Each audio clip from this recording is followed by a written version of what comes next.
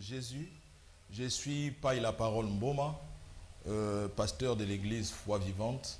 Où que vous soyez, je pense que ce message va vous bénir fortement. Le Seigneur nous avait mis à cœur de parler cet après-midi sur un thème très important, les plans B de Dieu. J'aimerais faire une courte prière pour que nous puissions parler de la part du Seigneur. Tendre Père, il est écrit dans ta parole que sans toi, nous ne pouvons rien. Quelle que soit notre connaissance, sans toi, nous ne pouvons rien. Voilà pourquoi je te demande de pouvoir parler à ton peuple, afin que ton peuple bénéficie à des choses venant de toi, au nom de Jésus. Amen. Gloire soit rendue à Dieu. Comme je venais de dire au début de mon sermon, nous parlons sur le plan B de Dieu. Bien-aimés dans le Seigneur, lorsque nous parlons sur le plan B de Dieu, les plans B de Dieu, même le plan A, le plan B, le plan C, c'est juste une expression qui fait référence à des stratégies ou des options de la prise de décision. Même ceux qui font des choses en dehors de Dieu, donc dans les séquiliers, ils ont toujours des plans A, des plans B, le plan 3, le plan 1, le plan 4.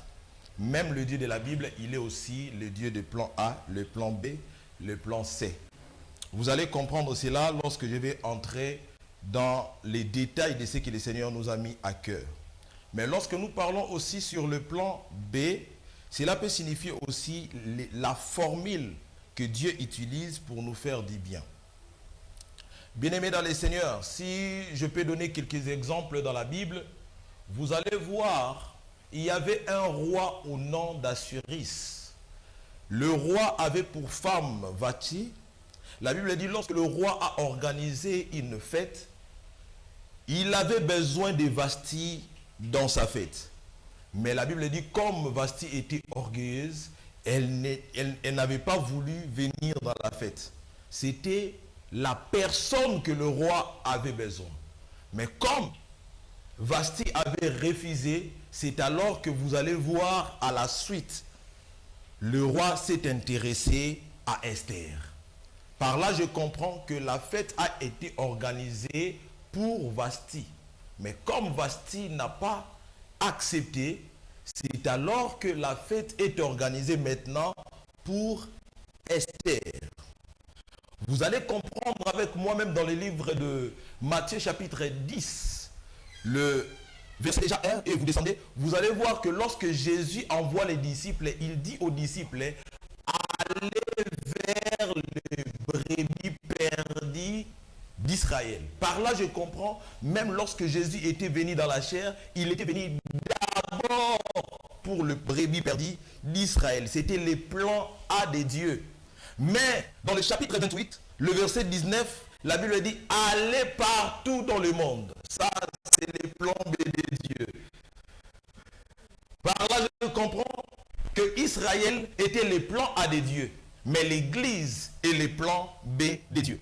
J'aimerais évoluer, même dans le livre de 2 Rois chapitre 4, la Bible parle de l'histoire d'une femme, la femme sunamite, lorsque son fils était mort. La Bible dit, elle est allée là où Élisée était.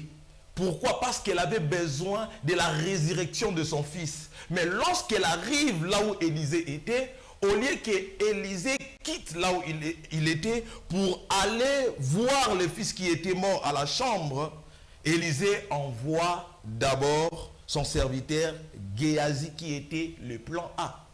Et la Bible dit que Géasi avait un bâton sec.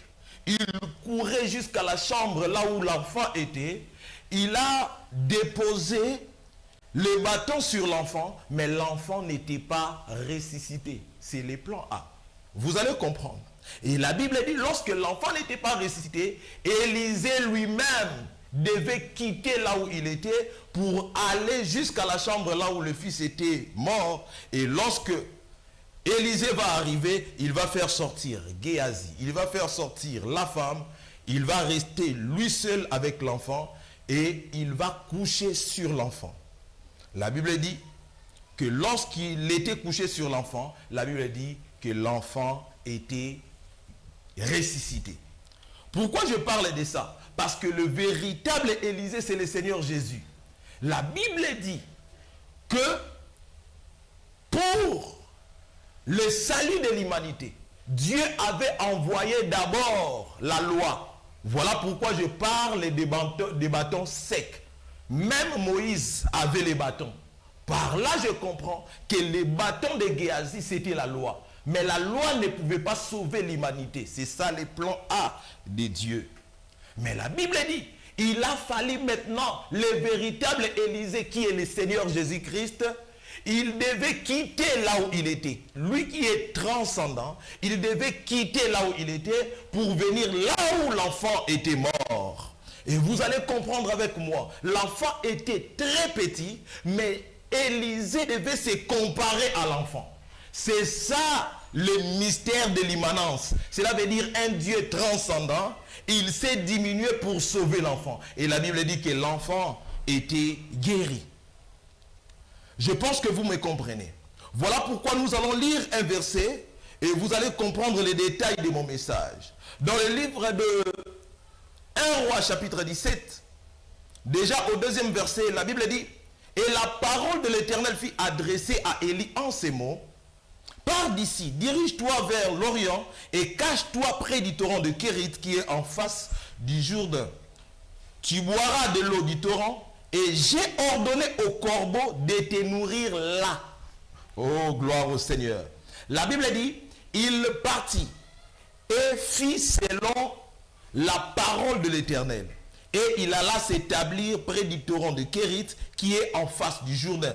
Le corbeau lui apportait du pain et de la viande le matin et du pain et de la viande le soir. Et il buvait de l'eau du torrent. Mais au bout d'un certain temps, le torrent fut sec, car il n'était point tombé de pluie dans le pays. Alors, la parole de l'Éternel lui fit adresser en ces mots, « Lève-toi, va à Sarepta, qui appartient à Sidon, et demeure là. Voici, j'y ai ordonné à une femme veuve de te nourrir là. » C'est là où je veux parler. La Bible dit, lorsqu'il n'y avait pas la nourriture, il y avait la famine dans le pays, Dieu a pris soin de son serviteur Élie. Il dit à Élie, va au torrent de Kérit. Va au torrent de Kérit. La Bible dit, lorsqu'il est allé au torrent de Kérit, le torrent lui servait pour prendre de l'eau, pour boire de l'eau. Mais à chaque temps, le corbeau venait pour nourrir Élie. Vous allez comprendre avec moi dans la révélation que c'est le temps de la loi. Parce qu'au temps de la loi, Israël mangeait de la nourriture qui venait du ciel. C'est ça la manne. Mais dans la nouvelle alliance, ce n'est pas comme ça. Dans la nouvelle alliance, on n'attend pas la nourriture qui vient du ciel. Mais on attend la nourriture qui vient du ciel, mais qui passe par un canal. J'en parlerai. La Bible dit que lorsque Élie était au torrent de Kérit, de temps en temps, il le mangeait, il buvait. Mais à un moment donné, le torrent était sec. Le corbeau ne venait plus. Ça nous arrive aussi dans la vie. Dieu te dit de faire quelque chose. Dieu te dit d'aller quelque part. Dieu te dit que dans l'œuvre de Dieu, tu seras béni. Mais à un moment donné, tu sens que les choses ne marchent pas. Ça, c'est les plans A de Dieu. Le même Dieu qui a dit à Élie, je te nourrirai là, c'est le même Dieu qui a permis que la nourriture ne vienne pas. Est-ce que Dieu est mauvais? Est-ce que Dieu n'aimait pas Élie? Non. Vous allez voir que lorsque Dieu a fermé au torrent de Kérit, Dieu a ouvert à Sarepta. Par là, je comprends. En ce qui concerne le plan B de Dieu, la première des choses que j'ai compris, Dieu nous bénit toujours, mais il n'utilise pas forcément les mêmes canaux ou la même formule. Lorsque Dieu te promet de grandes choses, lorsque Dieu te dit que je te bénirai, Dieu peut utiliser aujourd'hui une formule que tu connais, mais un jour il peut changer, il peut utiliser une formule que tu ne t'attendais pas. Voilà pourquoi Un enfant de Dieu est appelé à regarder le Dieu qui fait les biens. Mais il n'est pas appelé à regarder les canaux que Dieu utilise pour lui faire du bien. C'est le problème de plusieurs chrétiens. Lorsque Dieu te dit, va au torrent de Kérit, c'est lui. Mais quand Dieu te dit, quitte le torrent de Kérit pour aller à Sarepta, il ne faut pas demeurer au torrent de Kérit, tu risques de mourir. Parce que le torrent de Kérit est un canal que Dieu avait utilisé et il a ouvert une autre place. Bien-aimé dans le Seigneur, aujourd'hui tu es abandonné. Tu avais des amis qui t'aidaient. Tu avais des serviteurs autour de toi, mais à un moment donné, tu as remarqué que tes serviteurs te quittent. Tu es dans le ministère. Les choses allaient bien. Les gens t'aidaient. Mais à un moment donné, tu sens que les choses ne marchent pas. J'aimerais te dire que lorsque Dieu permet que les gens te donnent, dis gloire à Dieu. Et lorsque Dieu permet que les gens ne te fassent pas du bien, dis aussi gloire à Dieu. Parce que ce n'est pas les hommes qui t'aident, mais c'est Dieu qui t'aide à travers des canaux. Voilà pourquoi je parle de plan A et de plan B. Au plan A, c'est Dieu qui envoie les corbeaux. Mais au plan B, c'est Élie qui doit effectuer les déplacements. Au temps de la loi, Israël va attendre la manne.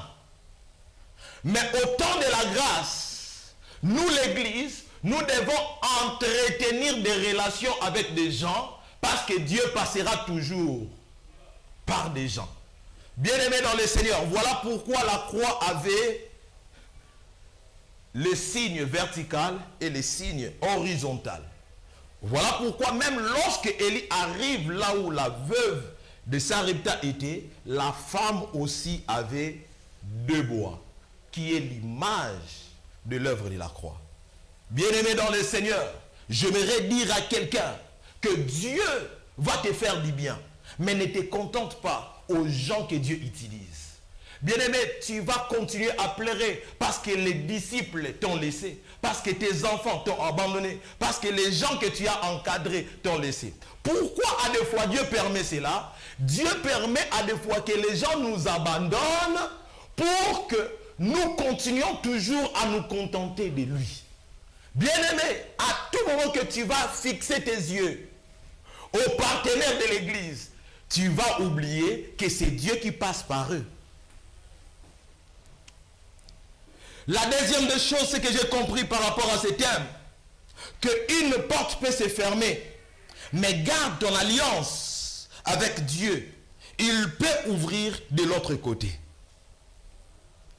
La troisième des choses, pour que Dieu nous bénisse par de grandes choses, il n'utilise pas forcément de grandes choses. Voilà pourquoi lorsque Dieu dit à Élie, va à Sarepta, la personne que Dieu avait préparée d'aider Élie était une femme qui s'attendait à la mort. Or, Élie a besoin de la nourriture, mais Dieu utilise un petit moyen pour aider Élie. Bien-aimé dans le Seigneur, notre Dieu fait de grandes choses, mais il ne peut pas passer toujours par de grandes choses pour nous faire du bien. Voilà pourquoi, pour que Goliath soit tombé, il a fallu une petite pierre. Parce que le Dieu de la Bible a la capacité de faire de grandes choses. Et pour aller plus loin, j'aimerais dire à quelqu'un, Dieu a plusieurs formules, mais ne nous contentons pas des formules que Dieu utilise. Parce que notre Dieu, il est multisystème, il est multidimensionnel. Je vais vous donner deux versets ou deux portions des Écritures qui vont nous aider à comprendre cette pensée. Bien-aimé, dans le livre de Jean, chapitre 5, le verset 7, la Bible parle de l'histoire des paralytiques qui étaient à Bethesda pendant 38 ans. La Bible dit qu'il était là. Son désir, c'était la guérison. Pourquoi? Parce qu'il était paralytique. La Bible dit de temps en temps, l'ange descendait à la piscine et la personne qui descendait, le premier, était guéri quelques fois sa maladie. Mais cet homme était là. De temps en temps, il le voyait comment les autres étaient guéris, mais lui-même, il n'était pas guéri. Bien-aimé dans le Seigneur, pendant 38 ans, il était spectateur de miracles des autres. Mais un jour, la Bible dit que Jésus est venu en personne là où cet homme était malade. Jésus pose la question à cet homme paralytique. Veux-tu être guéri? Ce qui me fait mal, cet homme avait vraiment besoin de la guérison.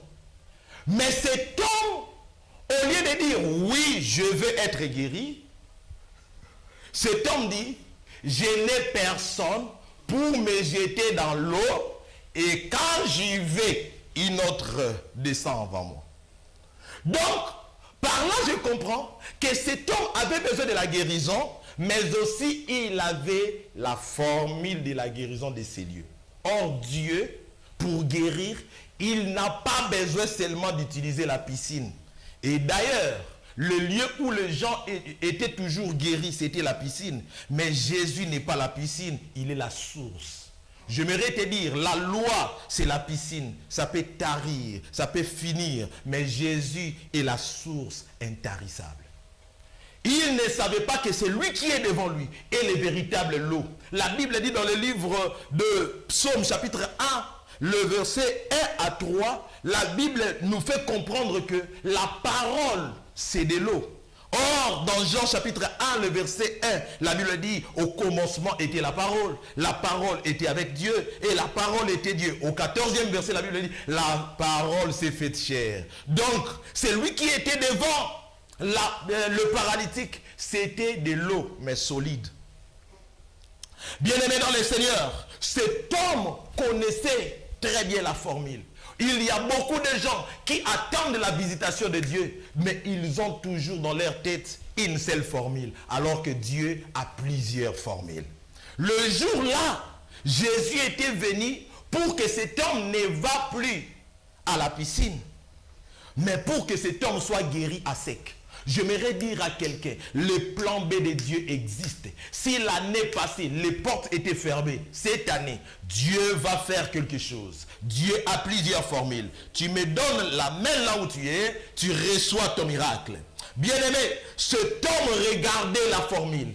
Il avait en lui la formule. Mais ce que j'aime bien, c'est dans le livre de Matthieu chapitre 8, le verset 6 à 10. La Bible dit, il y avait un centenaire qui avait un serviteur qui était malade. Il a supplié à Jésus de guérir son serviteur qui était malade. Regarde maintenant dans l'histoire. Jésus dit au centenaire, je vais aller là-bas pour lui guérir. Mais j'aime la réponse du centenier. Le centenier dit, oh, mais tu n'as pas besoin de te déplacer. Dis un seul mot, dis seulement un mot, et mon serviteur sera guéri. Pourquoi? Parce que moi, tel que je suis ici, j'ai dit à mes serviteurs, va faire ceci. Ils le font avec facilité. Toi aussi, tu peux le faire. Donc, pour lui, il savait que même si Jésus ne se déplace pas, il peut guérir. Pour la femme à la perte de sang, il faut que Jésus se déplace. La femme touche Jésus et la femme est guérie. Mais pour le serviteur du centenier, Jésus va dire seulement un mot et le serviteur était guéri. Bien-aimé, Dieu a plusieurs manières de te bénir. J'aimerais te dire, le plan B de Dieu existe. Le plan B de Dieu existe. Le plan B de Dieu existe. Si même pour le salut de l'humanité, Dieu avait utilisé le plan B qui est Jésus-Christ, alors pour toi, pour ton cas, pour des choses qui te dérangent, pour des choses qui compliquent ta vie, Dieu a la capacité d'opérer les miracles. Dieu a la capacité d'opérer les miracles. Et pour aller plus loin, bien-aimé dans le Seigneur, si tu es serviteur de Dieu, tu es ministre de Dieu, tu es appelé par Dieu, tu es enfant de Dieu, à tout moment, regarde au ciel. Ne regarde pas les hommes, ne compte pas sur les gens. Si tu comptes sur les gens, tu mets Dieu à côté. Tu n'as pas à regarder aux hommes. Bien-aimé, voilà pourquoi lorsque Jésus disait aux disciples de prier, il dit aux disciples, dites aussi, que ta volonté soit faite sur la terre comme au ciel. Cela veut dire, un enfant de Dieu sur la terre est appelé à reproduire les choses du ciel. Tu ne dépends pas de ce monde, mais tu dépends de Dieu. Voilà pourquoi à tout moment, aie confiance en Dieu. Aie confiance à Dieu ou aie la foi en Dieu. Si tu mets ta foi en Dieu, il a la capacité d'ouvrir le chemin là où il n'y a pas de chemin. Il a la capacité de faire les choses que les gens de ce monde ne peuvent pas faire. Bien-aimés dans le Seigneur, je suis presque à la fin de mon message. Aie foi en Dieu. Mets ta confiance à Dieu. Quelles que soient les situations compliquées de la vie, mets ta confiance à Dieu. Dieu a la capacité d'opérer le miracle dans ta vie. Dieu a la capacité de changer ta situation. Quelles que soient les complications de la vie, mets ta confiance à Dieu. Bien-aimé, la foi, c'est fermer l'œil intelligent. C'est ça la foi. Bien-aimé, tu es trop intelligent. Tu regardes trop les choses. Tu regardes trop le monde. Voilà pourquoi les choses ne marchent pas dans ta vie. Tu as besoin de mettre ta confiance à Dieu. Bien-aimé, celui qui a confiance à Dieu, il ne regarde pas aux hommes. Il ne met pas sa confiance aux hommes, mais il met sa confiance à Dieu. Mets ta confiance à Dieu. Regarde au ciel. Lorsque tu mets ta confiance à Dieu, quels que soient les endroits où Dieu t'envoie, tu vas toujours réussir. Et j'aimerais dire à quelqu'un que celui qui a la foi, c'est la personne qui a la capacité de faire les choses mêmement que Dieu. Voilà pourquoi la Bible dit que rien n'est impossible à Dieu, mais la Bible dit aussi, tout est possible à celui qui croit. Par là, je comprends que dans le monde de toutes possibilités, il n'y a que Dieu et l'homme de la foi. Si tu as la foi, tu entres dans le monde de toutes possibilités. Mets ta confiance à Dieu. Dieu a la capacité d'ouvrir les chemins là où il n'y a pas de chemin. Et à tout moment que tu vas sentir que les choses deviennent très compliquées, appelle les ciels. Appelle les ciels. Parle à Jésus. Jésus a la capacité de faire les choses que les hommes ne peuvent pas faire. Je vous parle de choses que moi-même, j'ai vécues dans ma foi chrétienne. Bien-aimés dans le Seigneur, à des fois, nous pensons que Dieu est incapable. Nous pensons que Dieu a la capacité de faire des choses que nous sommes habitués à faire. Or, Dieu est capable de quitter l'habituel et d'entrer dans l'inhabituel. Bien-aimés dans le Seigneur, Dieu est capable. Mets ta confiance à Jésus et le Seigneur va te faire du bien. Il y a un verset que j'aimerais vous lire. C'est dans le livre de Luc chapitre 1, le verset 37. La Bible dit, car rien n'est impossible à Dieu.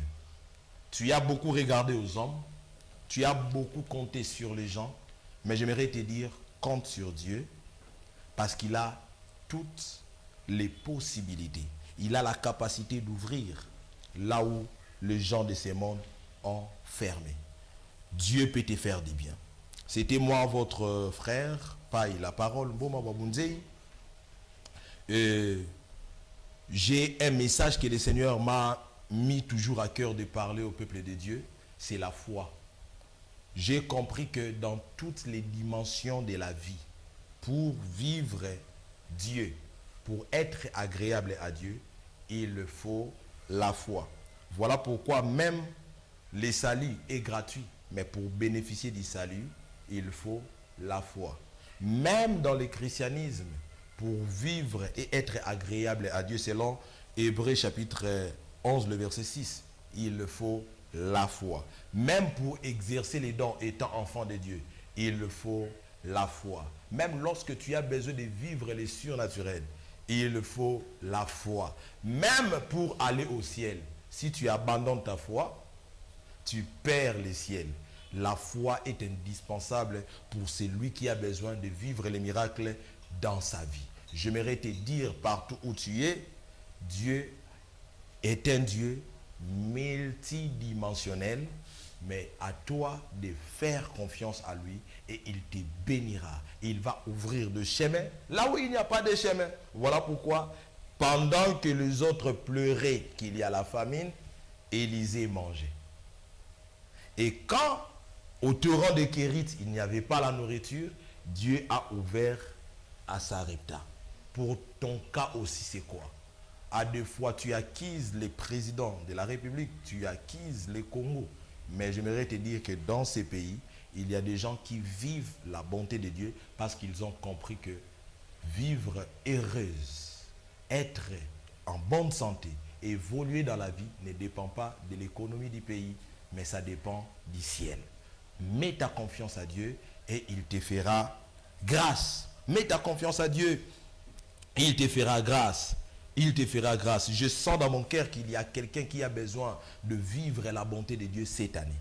Tu as senti que toutes les portes étaient déjà fermées. Tu as senti que les choses ne marchaient plus dans ta vie. J'aimerais te dire que Dieu m'a envoyé pour te dire qu'il y a beaucoup de choses qu'il a déjà prévues. C'est à toi de mettre ta confiance à lui. Dieu n'abandonne pas ses enfants. Dieu n'abandonne pas ses élus. Dieu n'abandonne pas ceux qui font confiance à lui. Bien-aimé, il y a quelque chose que j'ai eu encore à comprendre. Que la foi, la personne qui a vraiment la foi en Dieu, ce n'est pas quelqu'un qui a la folie. La folie, c'est pour des gens qui ne croient pas. Mais la personne qui a la foi, il sait que Dieu est capable. Il sait que Dieu est puissant. Il sait que Dieu a la capacité d'opérer les miracles. Tu t'attends à quoi, mon frère? Tu t'attends à quoi, ma soeur? Tu t'attends à quoi, mon pasteur? Toi que Dieu a appelé dans le ministère, à deux fois, tu penses que le Seigneur t'a abandonné. Non, Dieu ne t'a pas abandonné. Il y a une porte que Dieu a déjà ouverte. C'est à toi de lui faire confiance pour vivre la bonté de Dieu. Alors, pour finir mon message, j'aimerais faire déjà le résumé. Comme j'avais déjà dit, que le plan A peut exister, mais le plan B de Dieu est toujours là. Quand le plan A ne marche plus, Dieu peut ouvrir au plan B. Que Dieu vous bénisse. C'était l'homme de Dieu, Paille la parole Mboma.